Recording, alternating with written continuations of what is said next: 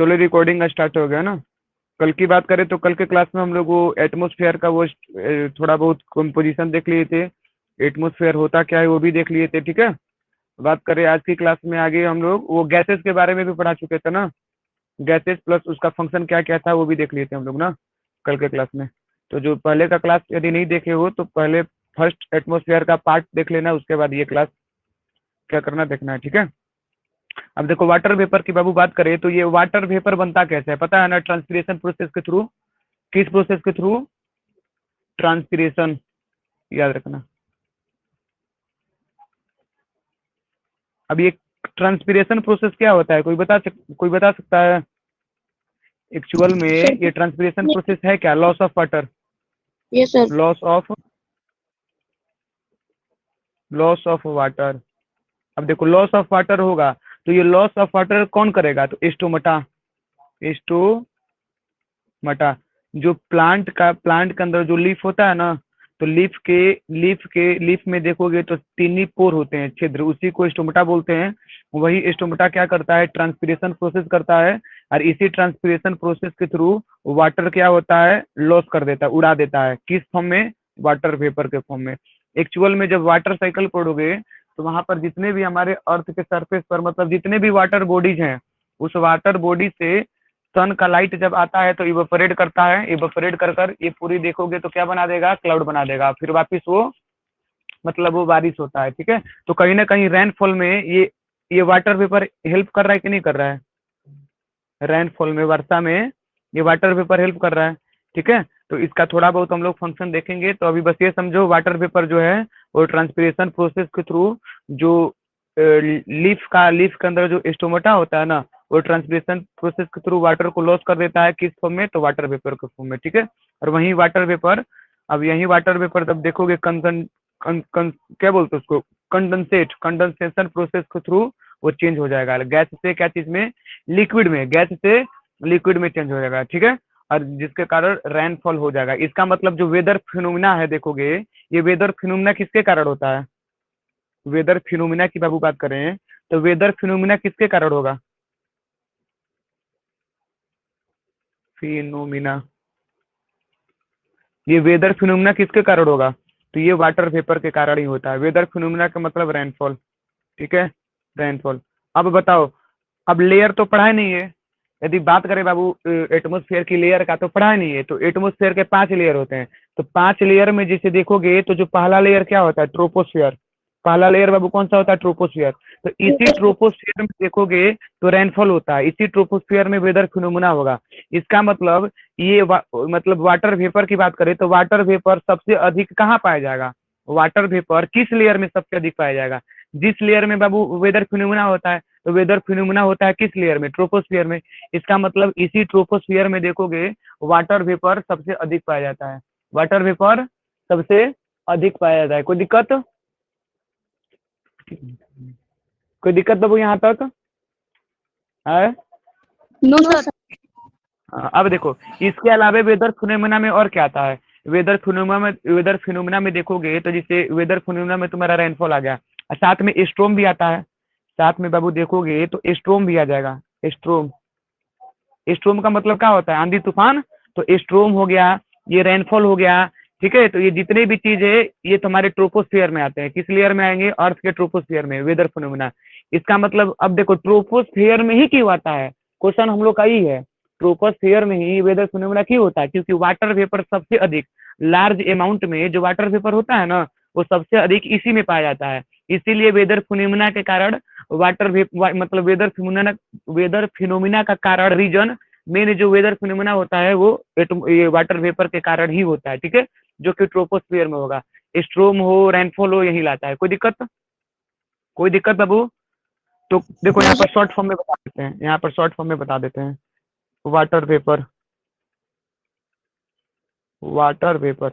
पहला चीज water vapour से रिलेटेड याद रखना कि ये जो वाटर वेपर है ये ट्रांसपिरेशन प्रोसेस के थ्रू बाबू क्या होता है?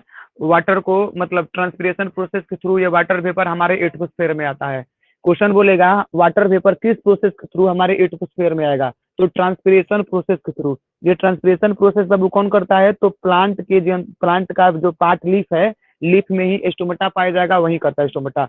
ठीक है, दूसरा याद करना, ये वाटर वेपर मैक्सिमम कहाँ पाया जाएगा, तो मैक्सिमम बाबू कहाँ पाया जाएगा, तो ट्रोपोस्फियर में। कहाँ पाया जाएगा, ट्रोपोस्फियर में। ट्रोपोस्फियर। अब देखो, इसी ट्रोपोस्फियर में बाबू देखोगे तो वेदर फिनोमिना होगा, इसी ट्रोपोस्फियर में वेदर फिनोमिना होगा, जैसे स्ट्रोम, ठीक है, रेनफॉल, स्ट्रोम हो गया, रेनफॉल हो गया, तो इसी में होगा, क्योंकि ये वाटर वेपर मौजूद कहाँ होता है, तो ट्रोपोस्फियर में ही होता है। ठीक है, इसीलिए जब आगे लेयर पढ़ाएंगे तो वहां पर बताएंगे, जो ट्रोपोस्फियर है, ट्रोपोस्फियर में वेदर फिनोमिना होता है, आंधी तूफान चक्रवात साइक्लोन जो भी हो, टोटल ट्रोपोस्फियर में आएगा। कोई डाउट यहाँ तक, कोई डाउट ना रहना चाहिए। ठीक है, तो वेदर फिनोमिना का मेन कारण क्या है, वेदर फिनोमिना का बाबू मेन कारण क्या है, अरे बताओ, what is the main cause of weather phenomena. क्या हुआ, साउंड नहीं जा रहा है क्या। सर वाटर वेपर ज्यादा करके ट्रोपोस्फियर में ही पाया जाता है। ओनली वाटर वेपर बोलो, ठीक है। Main cause of the weather phenomena like storm, rainfall, water vapour. ये आंधी तूफान हो, चाहे ये बारिश होना हो, चाहे वो जो देखो स्ट्रोम हो, ये सब देखोगे तो वेदर फिनोमिना के अंतर्गत आते हैं। और ये सारा वेदर फिनोमिना का मेन कारण कौन है, वाटर वेपर। वाटर वेपर सबसे अधिक किस लेयर में पाया जाएगा, तो ट्रोपोस्फियर में। इसीलिए बाबू ट्रोपोस्फियर में वेदर फिनोमिना होता है, इसीलिए ट्रोपोस्फियर में क्या होता है, वेदर फिनोमिना होता है। कोई दिक्कत, कोई नो दिक्कत सर। नहीं। हाँ, डाउट है तो पूछ लो, कुछ हो डाउट है तो।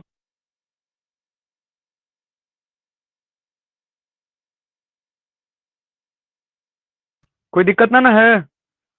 No sir. चलो ठीक है, आगे देख लेते हैं। अब देखो, आगे बाबू बात करें तो डस्ट पार्टिकल आ जाएगा, आगे क्या आ जाएगा, डस्ट पार्टिकल। अब ये देखो, डस्ट पार्टिकल की बात करें तो देखो, ये डस्ट पार्टिकल हो या चाहे वाटर वेपर हो, हमने कल के क्लास में बताया था, ये जो मतलब वोल्केनिक इरप्शन होता है ना, उसी के थ्रू ये बाहर आता है, डस्ट पार्टिकल और ये वाटर वेपर। ठीक है, और वाटर वेपर एक्चुअल में बनता है ट्रांसपिरेशन प्रोसेस के थ्रू। ठीक है, याद रखना। अब देखो, ये डस्ट पार्टिकल है क्या चीज, देखो, ये डस्ट पार्टिकल पहला चीज क्या करता है ना, जो हमारे एटमोस्फियर में एयर है, इस एयर को क्या कर देगा, वार्म कर देगा। इस एयर को बाबू क्या कर देगा, वार्म। समझ में आ रहा है ना। अब जब एयर को वार्म कर देगा तो कोई भी चीज को गर्म करोगे तो वो चीज ऊपर उठता है, कहाँ उठता है, ऊपर। अरे गैस देखते हो, गर्म होकर कहाँ उठेगा, अरे बाबू ना समझ में आया। देखो, एयर को, देखो, इस एयर को वार्म करने का काम कौन किया, ये डस्ट पार्टिकल। ये डस्ट पार्टिकल हवा को क्या कर देते हैं, गर्म कर देते हैं। अब जब हवा ये गर्म हो जाएगा, अब ये जो वार्म एयर है ना, अब ये जो बाबू वार्म एयर है, अब यही वार्म एयर क्या कराएगा, यही वार्म एयर बाबू रेनफॉल कराता है। यही वार्म एयर क्या कराएगा, रेनफॉल। यही वार्म एयर क्या कराएगा, रेनफॉल कराएगा। ठीक है, याद रखना। यही डस्ट पार्टिकल के कारण हवा गर्म हो जाते हैं। एक्चुअल में जो एयर देखोगे, अब जो एयर है ना, वो जो एयर है वो गर्म कैसे हुआ, उस एयर को गर्म कौन किया, कौन गर्म किया, तो डस्ट पार्टिकल किया। और जब वो हवा गर्म हो जाएगा तो वो हवा कहाँ उठेगा, ऊपर उठ जाएगा। वो हवा बाबू ऊपर उठ जाएगा। इसीलिए देखो, स्मोक जो धुआं होता है, वो जैसे कोई भी चीज को हम गर्म करते हैं तो उसमें से स्मोक निकलता है ना, स्मोक निकलेगा तो सीधे ऊपर चला जाएगा, क्योंकि गर्म हवा ऊपर उठती है, गर्म हवा ऊपर उठती है। ठीक है, ज्योग्राफी का ये भी टॉपिक है, जब साइक्लोन वगैरह पढ़ाएंगे विंड, तो वहां पर बताएंगे। ठीक है, अभी सिंपल सा बस ये समझो, जो एयर होता है, इस एयर को गर्म करने का काम करता है डस्ट पार्टिकल। और ये जब डस्ट पार्टिकल एयर को गर्म कर देगा तो वो वार्म एयर ऊपर उठ जाएगा। और यही वार्म एयर गर्म हवा क्या लाता है, वर्षा कहलाता है। ठीक है, आया समझ में। तो इसका मतलब देखो, डस्ट पार्टिकल की वजह से ही बाबू स्कैटरिंग होता है। एक क्वेश्चन और याद रख लेना, स्कैटरिंग क्या होता है अभी बताते हैं। देखो, इसी डस्ट पार्टिकल के कारण, cause of dust particle scattering, क्या होगा बाबू, स्कैटरिंग, स्कैटरिंग, स्कैटरिंग, SCATTRING। अब ये स्कैटरिंग है क्या चीज, देखो, स्कैटरिंग के कारण ही बाबू आकाश का रंग नीला दिखाई देता है, अर्थात सूर्य का रंग लाल दिखाई देता है, याद रखना। इसी स्कैटरिंग के कारण जो स्काई होता है ना, बादल, इसका रंग बाबू क्या दिखाई देगा, ब्लू। क्या दिखाई देगा, ब्लू। ठीक है, और जो बाबू क्या बोलते हैं, सन है, सन का बाबू वो कलर दिखाई देता है, रेड। आया समझ में, कोई दिक्कत, कोई दिक्कत बाबू। No sir. इस डस्ट पार्टिकल क्या करता है, हवा को गर्म कर देगा। वार्म एयर ही बाबू रेनफॉल लाता है। वार्म एयर कैसे, ऊपर उड़ जाएगा, ठीक है। अब देखो इसी डस्ट पार्टिकल के कारण बाबू स्कैटरिंग होता है। अब ये स्कैटरिंग क्या है, स्कैटरिंग के कारण देखोगे तो स्काई का रंग बाबू ब्लू होगा और सन का रंग हमें रेड दिखाई देता है। आया समझ में। स्कैटरिंग मतलब स्कैटरिंग के कारण आकाश का रंग नीला। Cause of scattering, the colour of sky visible blue and the colour of sun visible red, cause of scattering. अब स्कैटरिंग का मेन कारण कौन है बाबू, डस्ट पार्टिकल है। बोलो कोई दिक्कत यहाँ तक। तो हम लोग डस्ट पार्टिकल भी देख लिए और हम लोग वाटर वेपर भी देख लिए। मतलब composition of atmosphere, composition of atmosphere, composition of atmosphere की बात करें तो इसमें तीन चीज बताए थे। एक चीज इसमें गैसेस था, सेकंड चीज बाबू इसमें देखोगे तो क्या था, वाटर वेपर था, और थर्ड चीज इसमें क्या था, डस्ट पार्टिकल था। तो हम लोग बात करें इसमें गैसेस के बारे में भी पढ़ चुके हैं, वाटर वेपर के बारे में पढ़ चुके हैं, डस्ट पार्टिकल के बारे में पढ़ चुके हैं। कोई दिक्कत। चलो तीनों से थोड़ा बहुत अभी क्वेश्चन पूछने बताना है। हमारे एटमोस्फेयर में सबसे लार्ज अमाउंट में कौन सा गैस पाया जाता है बताओ। नाइट्रोजन कितना percent. 78, 28%। Second, oxygen second number 1%, oxygen कितना परसेंट बाबू, 21%। Very good. 20, थर्ड नंबर पर आर्गन, 0.09%। हाँ, और एक बाबू CO2 का याद रखना 0.08%। चलो ठीक है। अब देखो, अब ये अलग अलग टाइप के गैसेज हैं। ये गैसेज किस प्रोसेस के थ्रू एटमोस्फेयर में आते हैं, तो डीगैसिंग प्रोसेस के थ्रू। डीगैसिंग प्रोसेस जिसमें हम लोग क्या बताया था, एक कन्वेंशनल वेब थ्योरी बताया था ना, कन्वेंशनल वेब थ्योरी, जिसको अर्थर होम ने दिया था। ये कल के क्लास में हम लोग डिस्कस कर चुके हैं, ठीक है। बात करें बाबू ये वाटर वेपर, ये वाटर वेपर के कारण ही बाबू वेदर फिनोमिना होता है। वाटर वेपर ट्रांसपिरेशन प्रोसेस के थ्रू बनता है। वाटर वेपर के कारण वेदर फिनोमिना होगा, जैसे स्टॉर्म आ जाएगा, आंधी, रेनफॉल आ जाएगा ना, ये सारा चीज। फिर बात करें डस्ट पार्टिकल। अब ये डस्ट पार्टिकल क्या करता है, एयर को गर्म कर देगा, वार्म कर देगा, और वार्म एयर ही ऊपर उठता है। और जब ये ऊपर उठेगा तो जाकर बादल को क्या कर देगा बाबू, बादल बन जाएगा, और यही बाबू वर्षा करा देगा। तो गर्म हवा ही वर्षा कराती है। और दूसरा चीज, इसी डस्ट पार्टिकल के कारण स्कैटरिंग होता है। और स्कैटरिंग है क्या चीज, सिंपल सा, स्कैटरिंग के कारण ही बाबू आकाश का रंग, मतलब स्काई का कलर ब्लू और सूर्य का कलर रेड दिखाई देता है। कोई दिक्कत। तो हम लोग बात करें तो कंपोजिशन ऑफ एटमोस्फेयर में तीनों पढ़ लिए, गैसेस पढ़ लिए, वाटर वेपर पढ़ लिए, डस्ट पार्टिकल। यदि किसी को यहाँ तक कुछ डाउट है तो पूछ लो, कुछ डाउट है, यदि कुछ पूछना है, कहीं से बुक वगैरह में ज्यादा पढ़े हो तो पूछ सकते हो, अदरवाइज आगे हम मूव करते हैं। बोलो कोई दिक्कत। No sir, no sir. चलो ठीक है, तो आगे बढ़े ना। चलो आगे देख लेते हैं हम लोग, ठीक है। देखो आगे बाबू हम लोग देखेंगे स्ट्रक्चर ऑफ एटमोस्फेयर। क्या देखेंगे, स्ट्रक्चर ऑफ एटमोस्फेयर।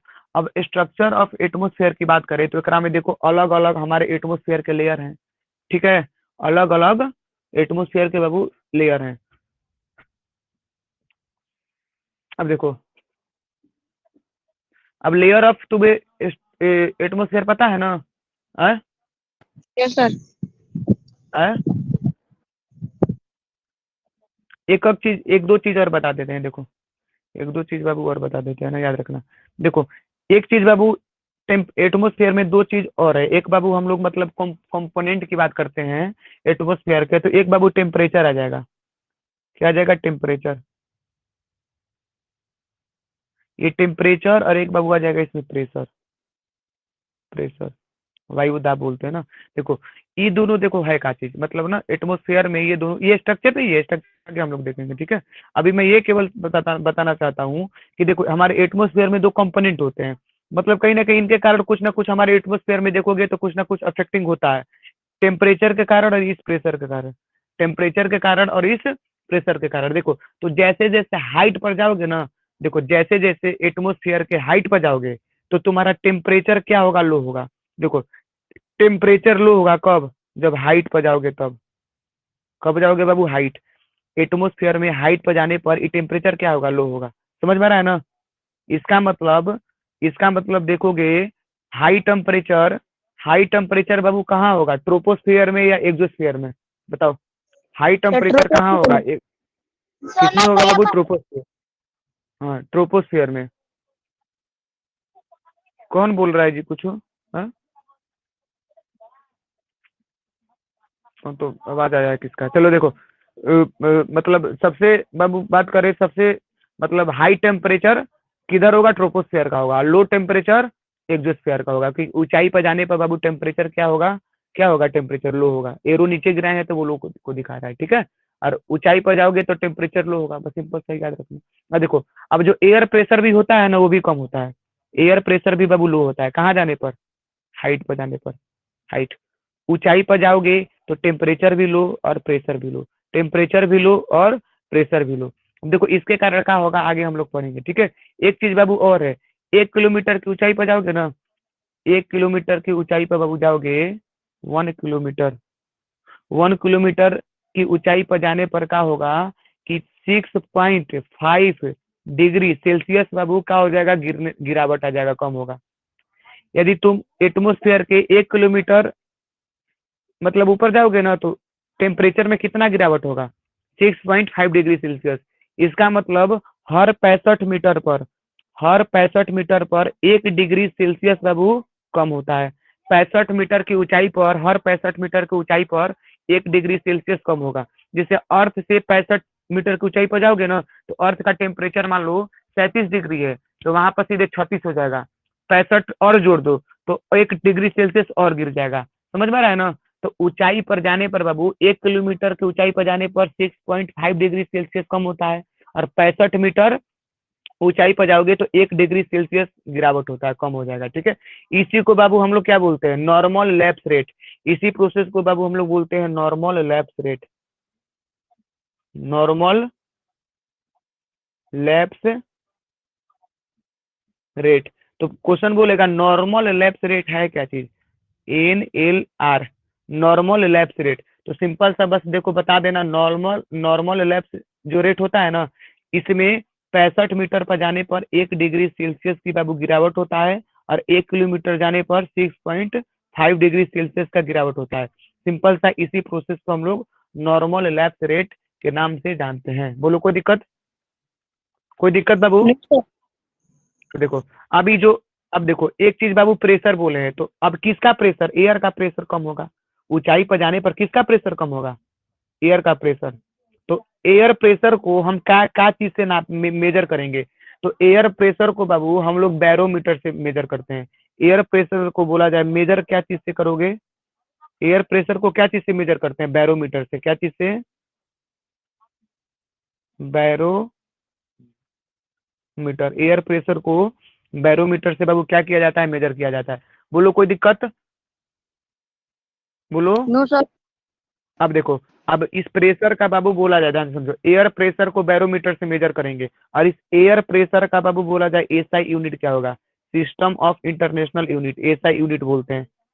अब देखो ये एयर प्रेशर बोला गया है, ध्यान से समझना, क्या बोला गया? Air pressure.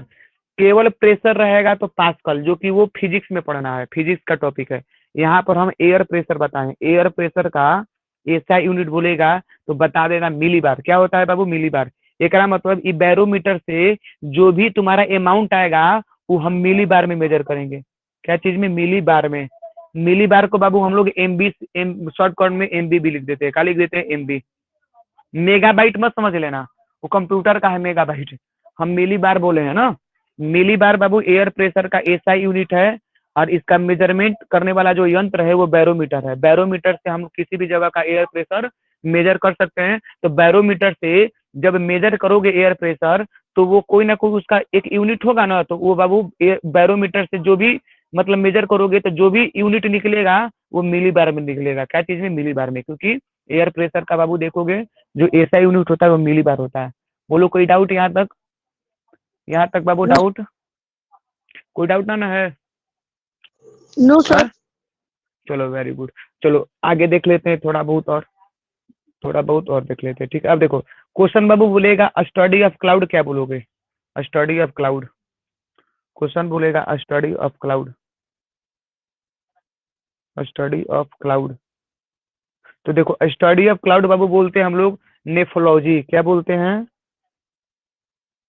Nephrology. Nephrology is the study of cloud. एक बाबू होता है नेफ्रोलॉजी, नेफ्रोलॉजी, नेफ्रोलॉजी बोलेगा तो स्टडी ऑफ वो किडनी होता है ना, क्योंकि किडनी में नेफ्रॉन पाया जाता है। Nephron the smallest unit of the kidney is nephron. तो वो नेफ्रोलॉजी है वहां पर, यहाँ पर नेफोलॉजी बताए हैं।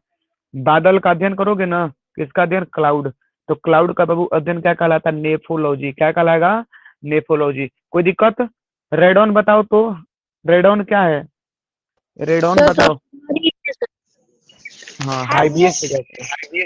हाँ हाँ हाईबीएस गैस है। अब बाबू बात कर रहे हैं हाइड्रोजन। हाइड्रोजन क्या है?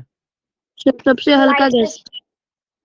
हाँ सबसे लाइटेस्ट गैस है, सबसे लाइटेस्ट गैस है। Very good. कोई दिक्कत बाबू यहाँ तक है? अब हम लोग ये भी पढ़ लिए।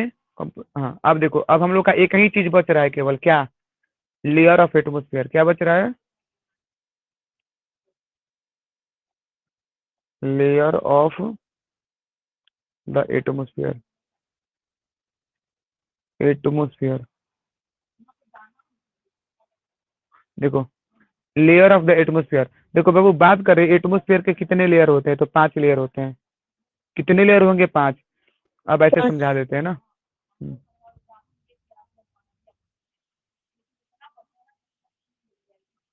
एक मिनट। अब देखो यहाँ पर बाबू बात करें तो ये हम लोग का समझो अर्थ है, ठीक है? क्या है? छोटा बना देते हैं ना, ये अर्थ है। ओके, ये क्या है बाबू? अर्थ है, ठीक है? अब इस अर्थ के चारों ओर ध्यान समझना, इस अर्थ के चारों ओर देखो, ये अर्थ है। इस अर्थ के बाबू पहला लेयर देखोगे यहाँ पर ट्रोपोस्फियर पाया जाएगा, फिर देखोगे स्ट्रेटोस्फियर, फिर बाबू मेजोस्फियर, फिर देखोगे थर्मोस्फियर, और सबसे ऊपर देखोगे तो एक्सोस्फियर। सबसे ऊपर बाबू एक्सोस्फियर। आ रहा है समझ में? है? Yes sir. देखो ये बाबू ट्रोपोस्फियर, ये स्ट्रेटोस्फियर, ये मेजोस्फियर, ये थर्मोस्फियर और ये एक्सोस्फियर। तो इसका मतलब हमारे अर्थ के सरफेस से सबसे जो नियरेस्ट लेयर है एटमोस्फियर का, वो कौन सा है? सबसे नियरेस्ट ट्रोपोस्फियर। लेयर कौन सा है? हाँ सबसे नियरेस्ट लेयर ट्रोपोस्फियर, और सबसे दूर बाबू एक्सोस्फियर। सबसे दूर एक्सोस्फियर। सबसे दूर बाबू एक्सोस्फियर, और सबसे नजदीक की बात करें तो ट्रोपोस्फियर। अब देखो ये अर्थ है, अब एकर मतलब देखो हम इसको घुमाएंगे तो ऐसे भी घूम जाएगा, समझ में आ रहा है ना? तो ये वाला चीज फिर ऐसे घूम जाएगा कि अर्थ के चारों ओर है, सराउंडेड होता है। तो हम केवल समझाने के लिए केवल ऊपर में बनाए हैं। तो इसको चाहेंगे तो हम ऐसे भी बना सकते हैं, इसको चाहेंगे तो ऐसे भी बना सकते हैं। ये मान लो ये तुम्हारा क्या हो गया, एक मिनट।